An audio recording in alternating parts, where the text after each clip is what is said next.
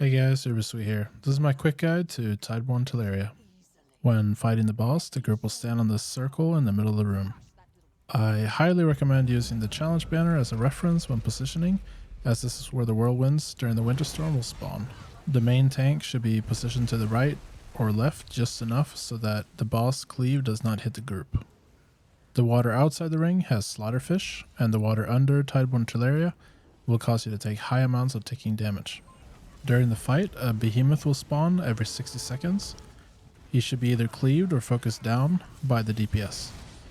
His AoE ability will instantly kill anyone hit by it and leaves a circle on the ground which goes away when the Behemoth dies. At around 75%, the boss will start spawning Sirens. These are placed at the outside edge of the ring and are typically killed as the group runs around the circle during the winter storm. They have an ability called Lure of the Sea, which will cause players to walk into the water in the middle and die if they can't break free. Your group doesn't need a lot of damage to kill this boss, but the Behemoth and Sirens serve as a DPS check of sorts. If you're not able to kill the Behemoths in 60 seconds, and if you can't kill at least a few of the Sirens, you'll start getting more and more Behemoths and Sirens, which will make the fight much more difficult. Throughout the fight, 5 players will receive Rapid Deludge, which kind of looks like white bubbles coming off of the player. If the main tank has taunt on the boss, they cannot receive this. Players need to either spread out or go into the water to mitigate this AoE, which does around 20k damage in a 19 meter radius after 6 seconds. Going into the water will cancel the AoE completely. Every 20 seconds or so, the boss will spin its blades for 6 seconds. Do not try to block this damage. This goes for DPS, tanks, and healers. If you block during this phase, you'll lose all your stamina, and you'll die to some other mechanics like Sirens that will pull you into the water.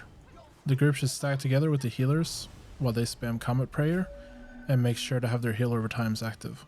Barrier can be used to help mitigate the damage here, but most groups shouldn't need it.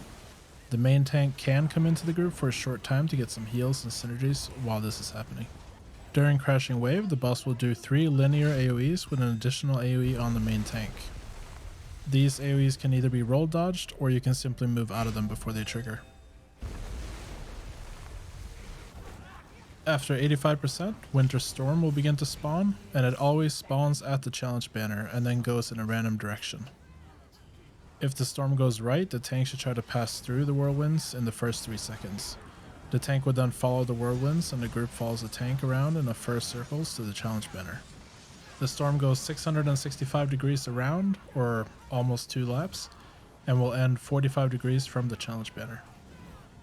In addition to all these mechanics, there will also be bridges that spawn at 50%, 35%, and 20%. They will cancel any winter storm when they are spawned. I recommend sending 2 to 3 DPS to do each bridge in 2 separate groups in case another bridge spawns while the first group is still doing the first bridge. When the bridge spawns, you'll see rocks fall in the water, leading out to one of the sections on the side. The DPS will need to run on these rocks in order to get to one of the mages. You'll need to bring the mage down to 50%, which is about 1.75 million damage in less than 60 seconds. After this, the mage will go through a portal, which the DPS should also take, and spawn on the land. The off tank should bring the mage to the group to kill the mage in the same way that behemoths are handled. Now, to discuss some strategies, as bridge skips are possible.